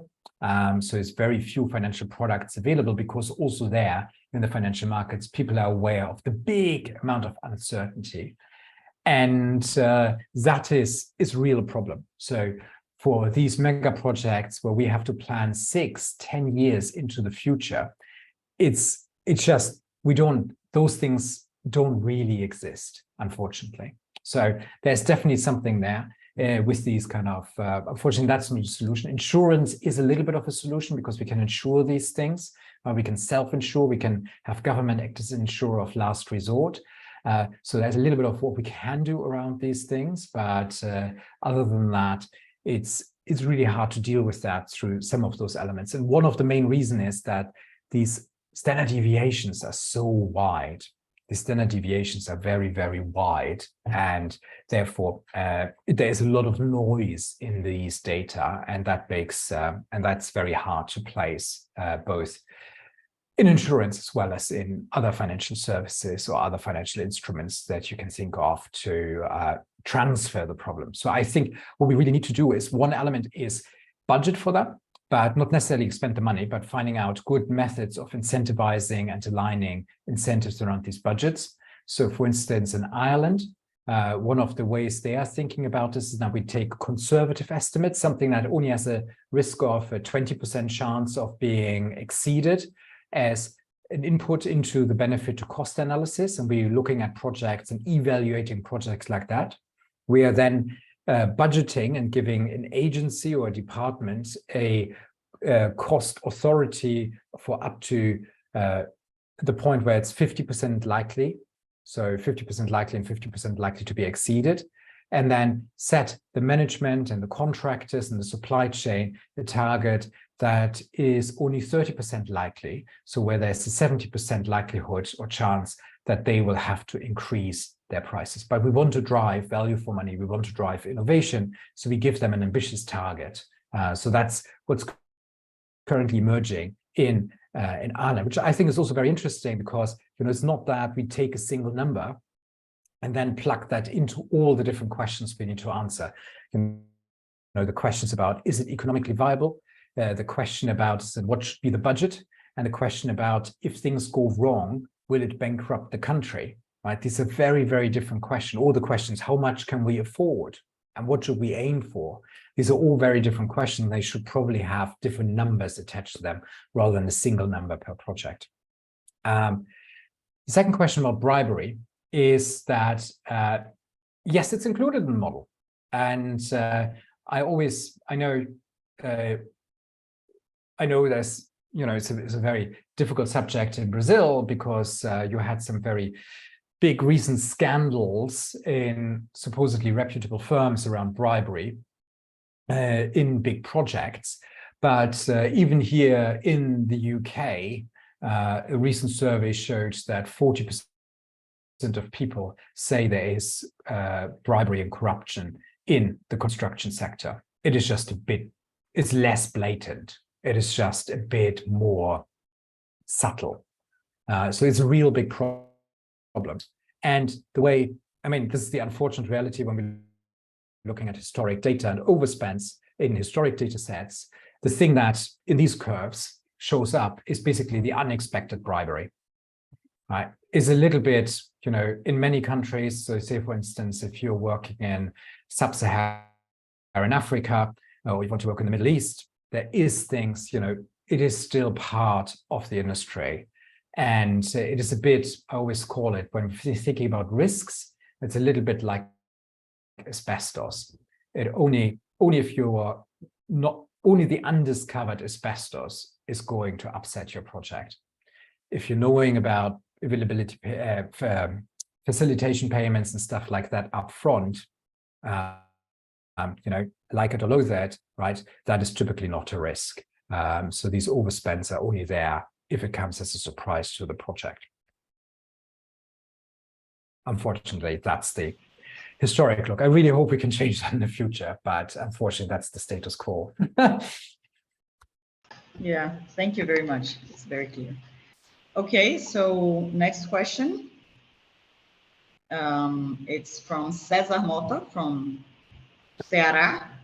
No, it's Rio Grande do Sul, the state of Rio Grande do Sul, also from the Federal Court of Accounts. He asks, are there any comparative studies between the legacies predicted for major events and what was actually delivered? Maybe I can make two questions, okay? Oh yeah, sure, okay, yep, yeah. Yep. So the next question is from Jose Maria Villalobos. He's from Mexico. He asks if the lack of maintenance damage in Mexico City Metro, the lack of maintenance damage to the Mexico City Metro, and there are not many studies on this area. What to do? Okay, so I understand there is a lack of maintenance in damage of the city metro, and there are not too many studies about this area. So what can they do about What can we learn from that? Yes, yes.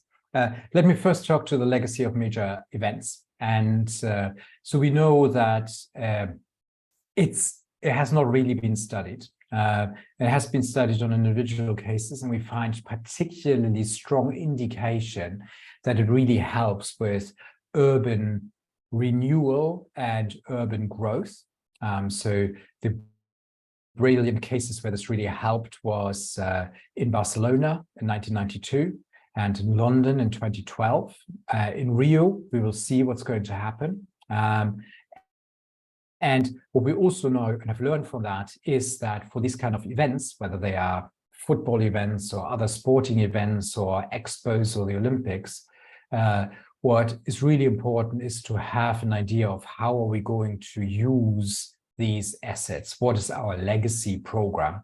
And if lessons learned, if you go to the IOC today and would suggest you want to host the Olympics again, they will ask you to come up with a plan how each of the facilities will be used afterwards and demonstrate that funding has been allocated, governance structures have been put in place to make use of these assets. Right? So that's a really interesting shift in the thinking between the IOC to really look at that problem. So it's being addressed, and we will see how that goes. And then as far as I understand, having recently talked to the IOC and people involved in the Rio Games as well, is that a lot of the legacy projects were initially mothballed after the change in political leadership in Rio, but are now restarting. That, again, the leadership has changed back again to the other side. So we will see whether that can breathe some life into actually extracting the value, making sure there's a positive legacy, for instance, like the bus rapid transport system to the city of Rio that we haven't seen, unfortunately, because of political issues in Rio so far. So for Rio, we still have hopes. For future Olympics, this is really part and parcel of the thinking. But it's really clear it needs funding, it needs governance, and it needs a program and an idea of what we do when we're leaving these assets behind. And I think that kind of neatly also links to the other question about Mexico and Mexico Metro, where I think we all have read the reports about some of the big accidents that have happened there because of the lack of maintenance and underinvestment into the assets. And that, of course, is a big issue. There's very little, there's even less data on maintenance and operations and how over or underestimated maintenance and operations costs are, or whether there is an issue of corruption, et cetera, et cetera. So whether they are just optimistic or politically motivated motivated actors there. So there's a little less data on this. And one of the reasons is because there is a lot of these studies on mega projects are relatively new. Right? Our research team has started with these things and published the first study in 2004 when we had 150 projects. So we've dramatically increased our data size, and there's some American researchers led by Kater Cassidy. At the moment, he's at Kennedy School of Government, and they have looked also into operations maintenance costs, and that's kind of interesting because they found that public-private partnerships, while not being any more beneficial to stay on cost and on time during the construction phase, they actually build better assets with lower operations costs in the future. It seems that is sort of very slowly emerging evidence that we're slowly getting from that. And yeah, and as you rightfully pointed out, right, the same thinking, and I'm sure the same biases all apply to thinking about future maintenance cost, plus plagued by the fact that this is probably something that's even going to happen 6 years after we had a massive construction problem. So, I mean, you know, some of these drivers are generally biases whenever it comes to allocate public money. They're not just related to the capital cost of big mega projects. Okay, thank you. I guess we have time for 2 more. I have 2 questions. Both of them are from TCU. One is from David. He asks, I would like to ask the role of transparency, social control to reduce incentives for data misrepresentation. And how can TCU and other audit agencies contribute to improving this situation? And the second one, also from TCU, is from Henrique Magnani. He asks, please comment the application of the basis of the method for not so mega projects, but for a program or a set of smaller projects like road construction projects. That is big at the total, because, you know, we have small contracts that make a big project. Since there are presumably more data available, since they are more numerous, and is there any particular advice or its provisions should be considered as average and less suitable for each contract? I think the first element of this is around transparency. And I think data is a very good way of creating that transparency, because it really shows us what the risks are and what the risk have historically been.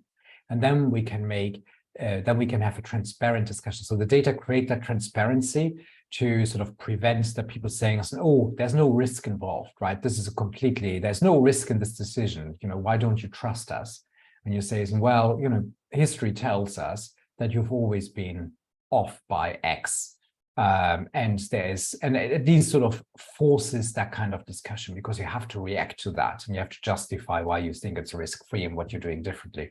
So you can use it as a tool to really scrutinize the decision and the suggestion. Similarly, you can use, say, for instance, you know, you could do exactly the same method looking at unit costs. So say, for instance, if it's a road program, what is the cost per lane kilometer built?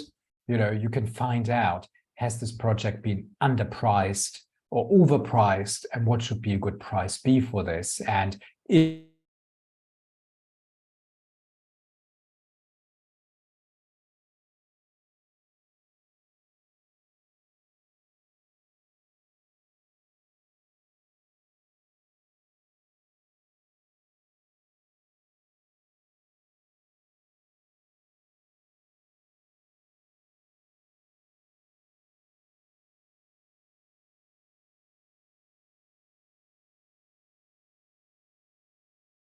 good are your estimates, that has really helped improving the quality of decisions being made.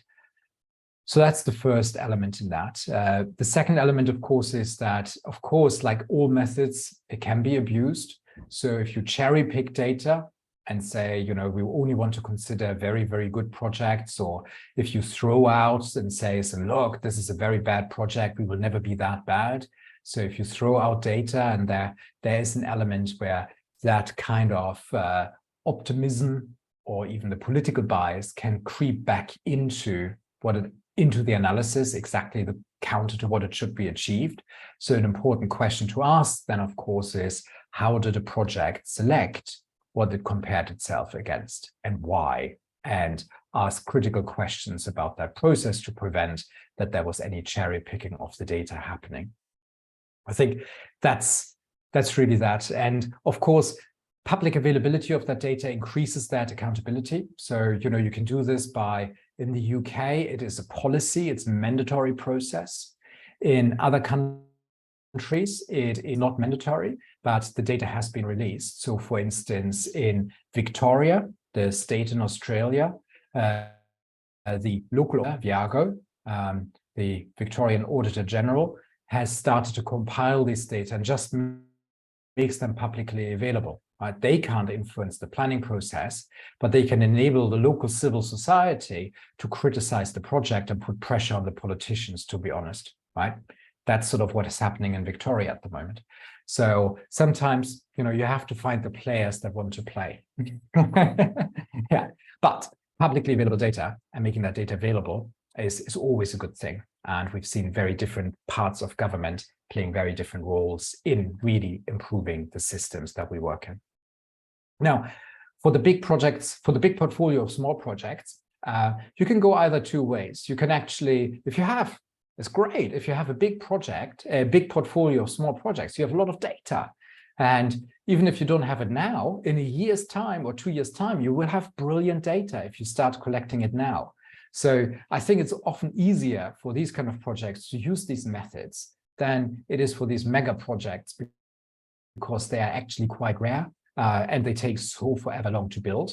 So these methods equally apply to that. And we've seen this, for instance, with maintenance work in metros, with Transport for London, who's using that to really find out about what are our risky project types, what are risky contracts, how much contingency should we think about a contract, what would be target prices, what is should cost models you can start building out of this. So you can ask contractors for innovation and cost savings in the future, etc., etc., etc. So actually, the more data you have, the more power you have, and the better decisions you can make. And that's not necessarily just about doing these kind of small things. And same applies to the portfolio level. Then you can start thinking, almost like that early example of the nuclear power plant, right? Where should contingency be held, right? How do we put pressure on the supply chain, on the project itself to be innovative and cost effective, while also acting as an insurer if something goes wrong? And through, instead of in a mega project, you would probably set aside and budget for a reasonable sizable contingency. And it's quite expensive to do that because these things are expensive. In a portfolio, right, you can balance that out. It's not that expensive because you have these portfolio effects in there. Not every project will always spend their upper contingency. I think that's very, very important to think about. Good. Okay. Do you think we have time for more? I'm sure we have time for two questions here. Yes, we can ask them. I have time for some more, but I do realize that we reached the end of the session. So if you yes, yesterday we delayed a little bit, like 10 or 15 minutes. So if I have two more questions. Yes. Okay. So one of them is from Carlos. He's asking, the UK behavioral insights team suggests the use of post-mortem reasoning as a way of dealing optimism bias, planning fallacy, sunk cost bias, and groupthink in project delivery. Have you tried this methodology? In case of a yes answer, what are the results dealing with? And the next question, okay, go on. Maybe, okay, the last one. From Eduardo, also from Brazil, he's asking what to do when you identify at the beginning of the implementation a project carried out in the break-fix model. Good question. Thank you both. Jose, yes, I have used the post-mortem analysis, and it's really good at risk identification. If things go wrong, why did they go wrong? Actually, creating the scenario for a project and saying, imagine yourself, it's 4 years in the future, it's 2027, June 2027. The project at the moment is 60% complete, but actually today was the day where we were supposed to be open. What has happened? It's a really powerful question. It's a really good way of thinking through what that is. It's a really good way of identifying the risk factors of a project and the risks of a project. That's what it's really good at. It's not very good at quantifying these things. It doesn't help with the quantification of things. So it's a brilliant tool to identify what are the risks, what do we need to do, how can we mitigate these risks, kind of you ask then as the next question, etc., etc. It's really good for that particular step in the process and getting action around mitigating these risks or dealing with these risks in some shape or form. What's not very good at is with estimating, because then you would come back again to this problem that you sit in front of a list of all the risks and say, okay, what do we think? What would be the impact of this risk, best case, worst case, more expected case, say in a delay, because then we're falling back into the optimism trap. So it's very good at the identification of the risk and therefore very good at creating action to deal with them. It has the same problems of underestimation when it comes to quantifying these risks and therefore making these kind of quantitative decisions about contingencies, budget, and other estimates that we need, like what should go in the benefit cost analysis and stuff like that, or forecasting an opening date or an opening window in the future kind of thing. Into the second question, what should we do if we find a break-fix project? Well, that depends. Well, I would say that, right? But I've seen some projects, some project clients that know that that is the case. They actually know if I work with this company, they're going to sell me a broken project, and then there will be more cost coming on afterwards. So our engineers know that, and they have a corrective factor pretty much based on this kind of data analysis for that. So they always say, so in this contractor, when we hire them, you know, maybe we should hire them. Maybe they're very good, but they're very bad at estimating. You know, their costs always go up by 45%. So when we're engaging with them, we sign a contract with their price, fine, that's what they bid, but we actually internally plan for the project to be at least 50% higher than what the contract we signed. That is one way I've seen organizations deal with it. The other way you could think about that, and that's sort of how the Transport for London, I know the UK Department for Transport has dealt with it, is to then simply say, so no, you're not getting that project. We're not going ahead. This is not acceptable, right? So, and kind of, it a little bit depends on, you know, do you have the power to stop the project? Do you have the power to say no to the project? And therefore, can you actually say, nope, we're not going to do that anymore? So if you spot that. But the important thing is, in the first instance, data really helps spotting these things, both in terms of looking at benchmarks, as well as looking at sort of benchmarking cost, benchmarking schedule, benchmarking risk, and in that kind of way of looking at full ranges that reference class forecasting does. Okay, we answered almost 10 questions. Just want to say thank you again for your participation and for everybody who's still here with us. We had a few messages about sharing this presentation. We are sharing the presentations with the participants, so if you can later on send it to us, it would be very nice. I shall do that, of course, and okay. So thank you very much again, and have a nice day. Thank you very much, and don't forget, tomorrow's seminar is my colleague Andreas, and he's going to go really into the technical details and explain a lot more about how to do that reference class forecasting bit in the middle, and show a lot more cases on how other projects have applied that and what they have learned from it. So yeah, there's more to come. Yes, exactly. Tomorrow is our last day, and we're very anxious for this detailed methodology. Thank you very much. Thank you very much. Thank you so much, Professor Budzier.